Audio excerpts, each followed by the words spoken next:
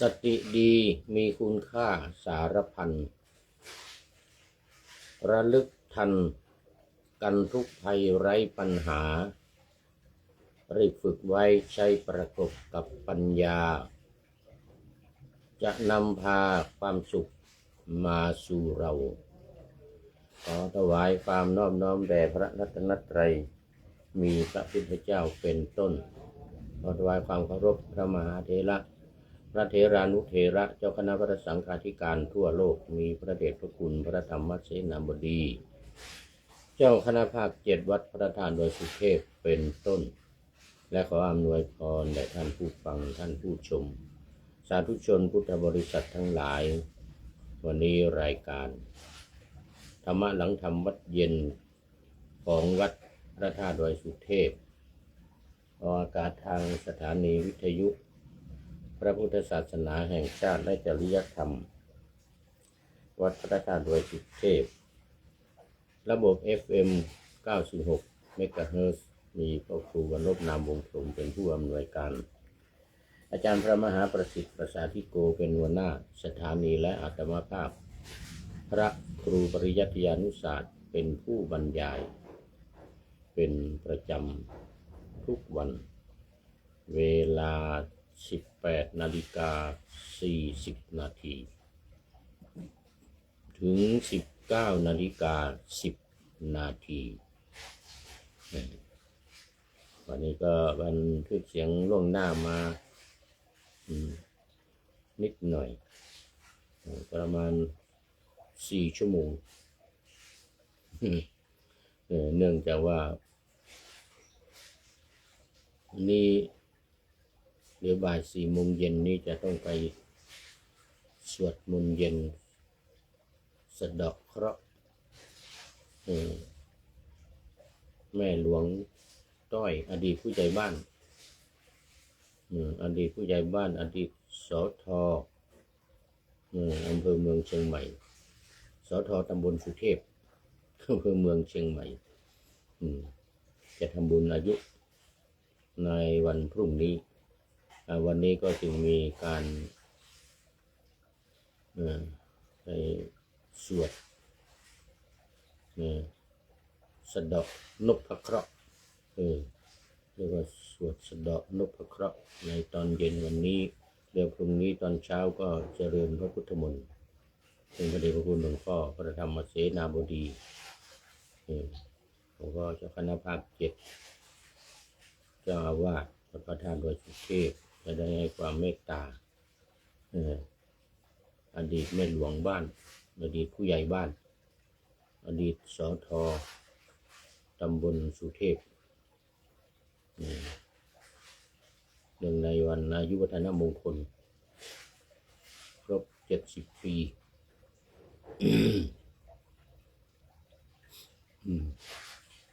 ในวันพรุ่งนี้ก็เรียกว่าเท่ากันกับผู้พูดเป็นเสี่ยว เป็นเสี่ยวกันทางภาคเหนือนี่ก็เรียกเป็นเสี่ยวกันอายุ70 ปีเกษียณตั้งแต่60ใช่ไหมเกษียณของผู้ใหญ่บ้านก็เป็นอดีตผู้ใหญ่บ้านแล้วก็ไปลงรับเลือกตั้งสท.เทศบาลตำบลสุเทพอายุอีก1 สมัยไม่จะเป็น1 สมัยหรือ2 สมัยก็ไม่รู้นะ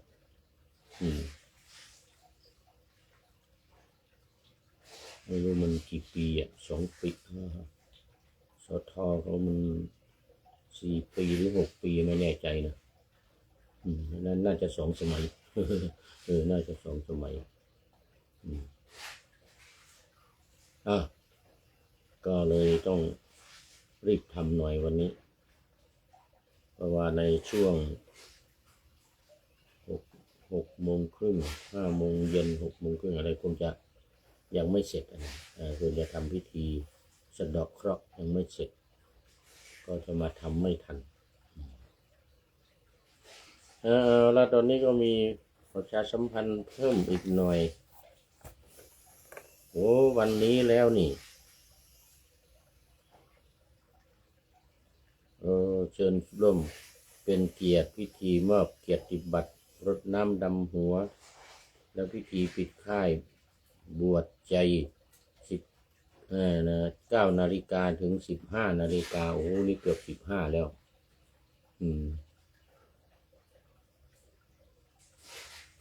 เกือบ15บ่าย2 โมง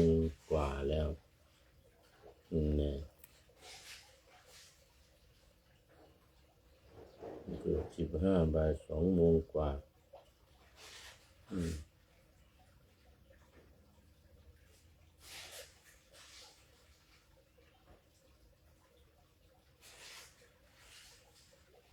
บ่าย2 โมง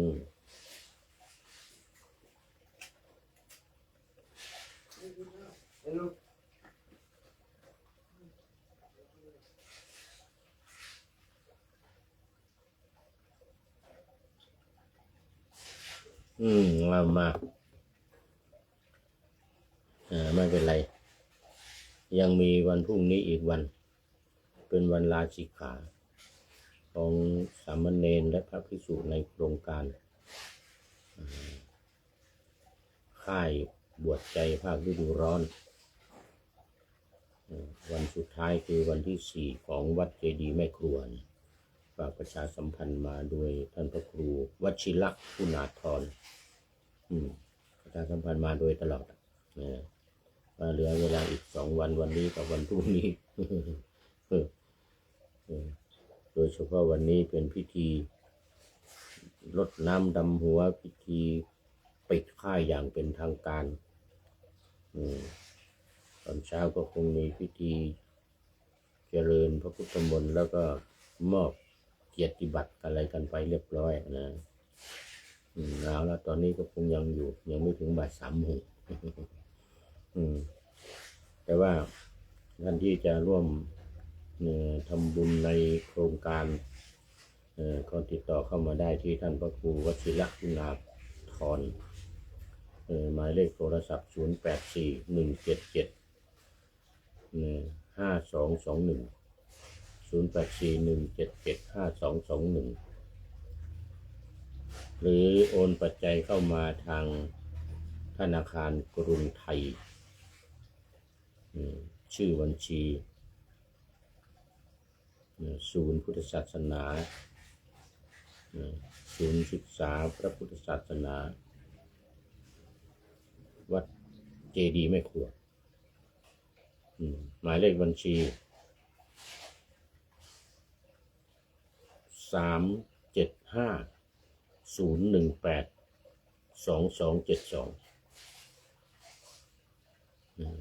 31501822272ตามอัธยาศัยตามศรัทธาตามกำลังทรัพย์กำลังศรัทธา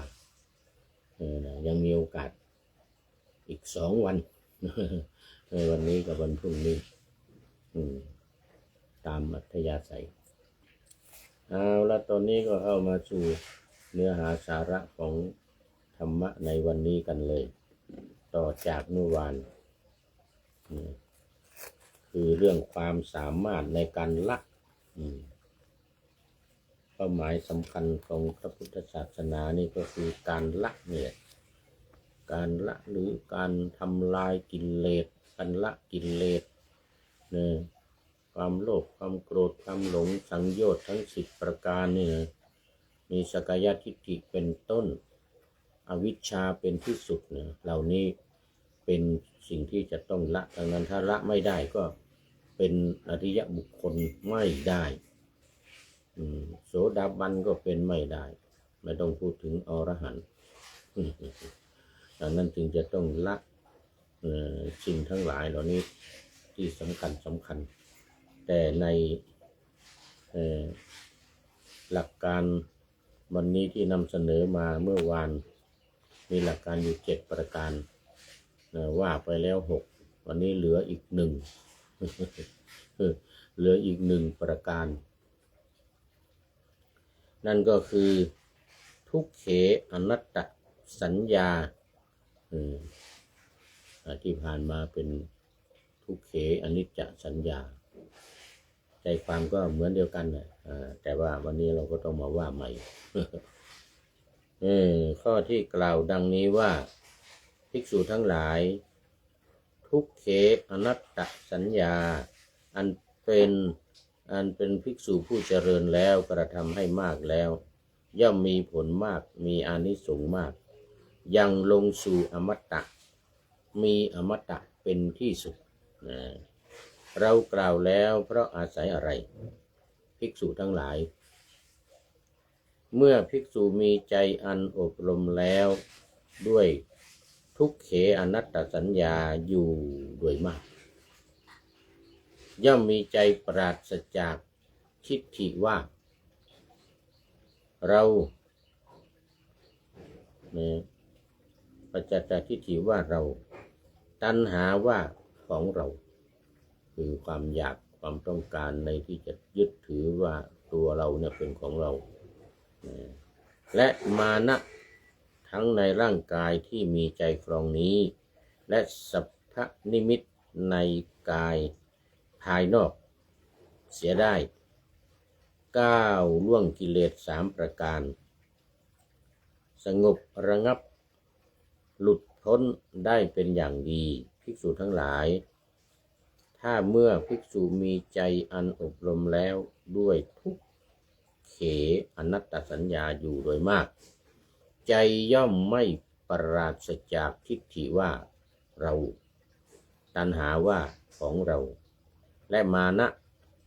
ทิ้งในร่างกายที่มีใจครองนี้ทั้งในร่างกายที่มีใจครองนี้และสัพพนิมิตในภายนอกไม่ก้าวล่วงกิเลส3ประการ3ประการก็คือราคะโทสะโมหะเนี่ยนะไม่สงบระงับยังไม่หลุดพ้นด้วยดีไซภิกษุพึงทราบข้อนั้นดังนี้ว่าทุกเขอนัตตสัญญาอันเราไม่เจริญแล้วคุณวิเศษทั้งเบื้องต้นและเบื้องปลายของเราก็ไม่มีผลแห่งภาวนาของเรายังไม่ถึงที่เพราะฉะนั้นภิกษุนั้นจึงต้องเป็นผู้รู้ทั่วถึงในทุกเขอนัตตสัญญานั้นภิกษุทั้งหลายก็ถ้าว่าเมื่อภิกษุมีใจอันอบรมแล้วด้วยทุกเขอนัตตสัญญาอยู่โดยมากย่อมมีใจปราศจากทิฏฐิว่าเราตัณหาว่าของเราและมานะทั้งในร่างกายที่มีใจครองนี้และสัพพนิมิต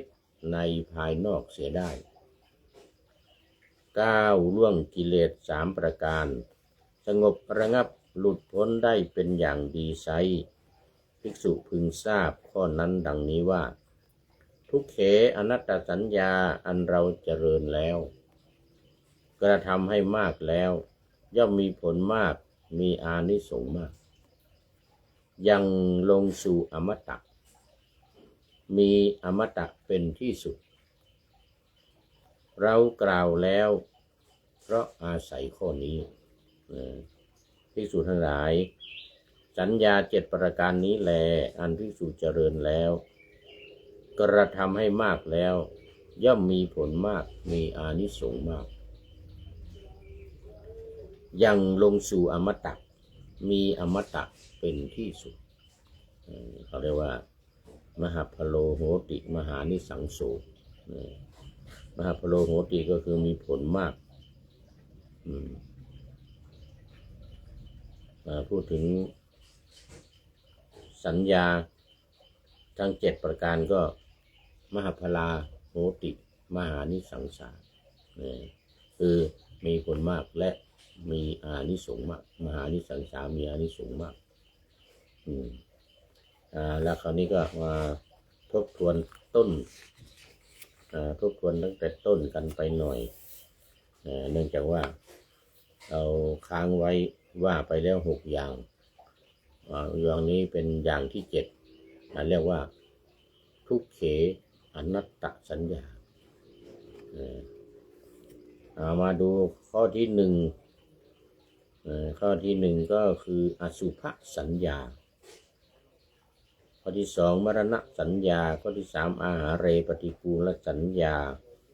สัพพะโลเกอนัพพิรติสัญญาข้อหกและข้อห้าอนิจจสัญญาข้อหกอนิจเจทุกขสัญญาแล้วก็ข้อที่เจ็ดจึงเป็นทุกเขเมื่อกี้อนิจเจกับทุกเขนี่ลักษณะเดียวกันนะทุกเขอันนี้ทุกอนิจเจทุกขสัญญาแต่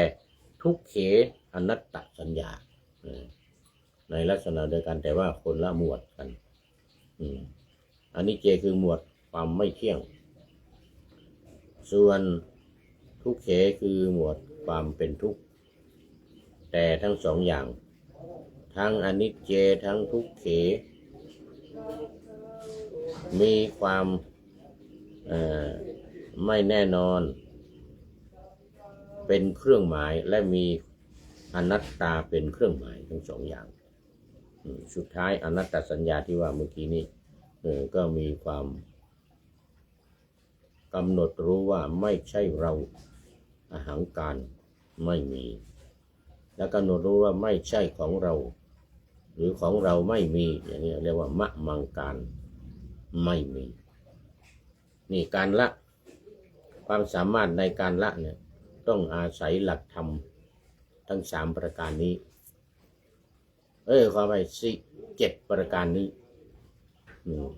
อาศัยหลักธรรมทั้ง7ประการนี้ก็คืออสุภะเนี่ยสัญญาเนี่ยอสุภสัญญาเนี่ยถือว่าสุดยอดคือมันจะเห็นสิ่งที่ไม่สะอาดในตามหลักก็มีตั้งแต่อุทุมาตกะคือร่างกายเนี่ยพองขึ้นหลังจากที่ตายนะหลังจากที่ตายไปแล้วเนี่ยโอ้ก็พองขึ้นหลังจากพองขึ้นแล้วจะเป็นนีรกะสัญญานีรกะเนี่ยวินีรกะก็หมายถึงว่าเป็นสีต่างๆสีเขียวสีแดงสีน้ำเงินสีดำตามตัวนี่นะทั่วตัวเลยไอ้ที่มันพองๆอืดๆขึ้นอยู่เนี่ยมันจะเป็นมีสีต่างๆเข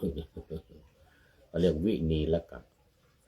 ข้อที่หนึ่งอุทุมาตกะข้อที่สองวินีรกะข้อที่สามก็วิปุพกะ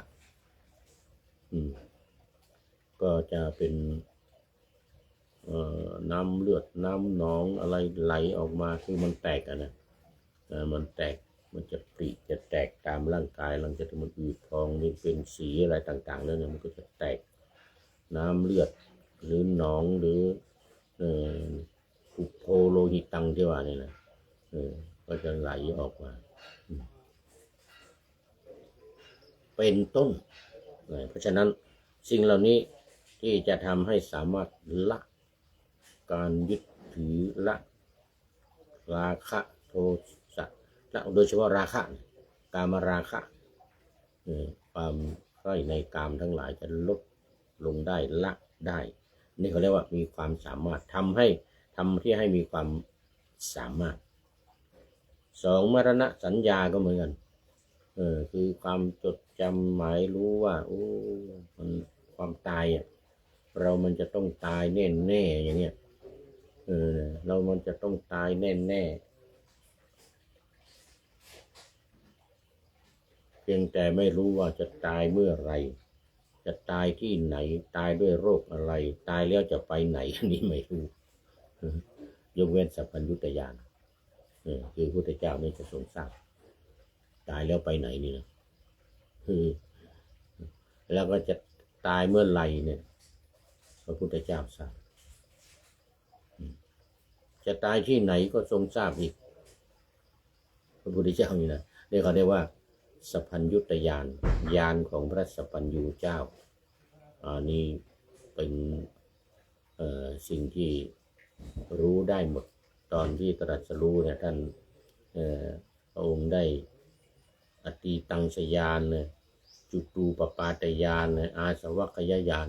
ไอจุตูปปาตยานนี่แหละที่ว่า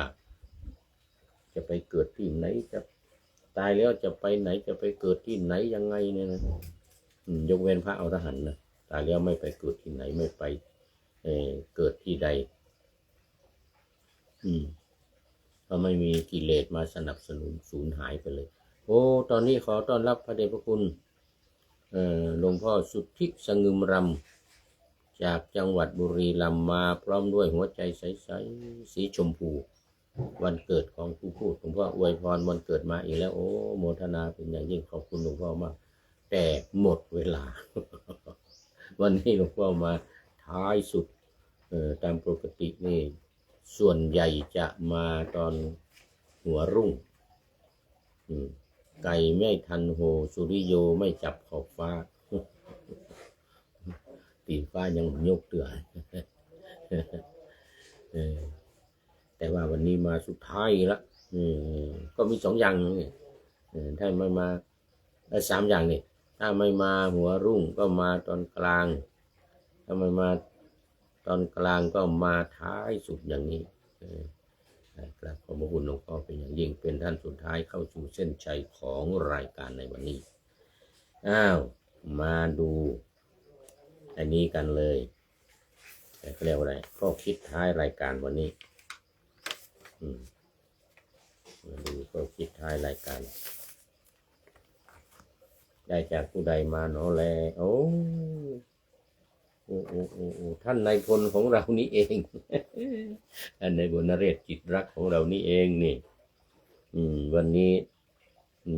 แต่งเองมันแต่งเองประพันธ์เองเลยนะว่าเอาเกี่ยวกับเรื่องสตินี่สติดีมีคุณค่าสารพันระลึกทันกันทุกภัยไร้ปัญหารีบฝึกไว้ใช้ประกบกับปัญญาโอ้สติกับปัญญาไปด้วยกันมีสติมีปัญญาจะนำพาความสุขมาสู่เราโอ้นี่แน่นอนในเรื่องของสตินี่นะก็มีอาจารย์หน่อยที่วัดจตุรัสจังหวัดชัยภูมินะจังหวัดชัยภูมิจำไว้ว่ามีสติขาดสตังยังดีอยู่ว่างั้นสติคู่สตังด้วยก็รวยใหญ่มีสตังขาดสตินี่สิบรรลัยทั้ง2ไซส์ไปด้วยกันสวรรค์อย่างนั้นนะ อันนั้นเรื่องสตินี่เป็นสิ่งที่สำคัญมากในทางการปฏิบัติธรรมเนี่ยธรรมะหลังทำวัดเย็นในการปฏิบัติธรรมเลยก็ต้องอาศัยสตินี่แหละเป็นหลักเขาเรียกสติปัฏฐาน4สติเป็นไปในกายสติเป็นไปในเวทนาสติเป็นไปในจิตและก็สติเป็นไปในธรรมกายเวทนาจิตธรรมนี่ต้องมีสติคอยควบคุมอยู่ตลอดเวลาจะบรรลุเป้าหมายของการปฏิบัติได้ไม่ได้ก็อยู่ที่สตินี่แหละนะจะนำพาความสุขมาสู่เราโอ้นี้แน่นอนแล้วก็ขอขอบคุณท่านนายพลนเรศจิตรักไว้ณที่นี้เป็นอย่างยิ่งขออำลาพระราชจากผู้ชมฟังที่เดินยืนนั่งนอนฟังทั้งหลายก็ให้มีความสุขใจและกายสดชื่นสบายไปตลอดกาลนำเอาธรรมะไปปฏิบัติเพื่อให้กำจัดทุกข์ใหญ่ไพพานพ้นเกิดตายในวัฏสงสารบรรลุนิพพานทุกท่านกันเทอญขอเจริญพร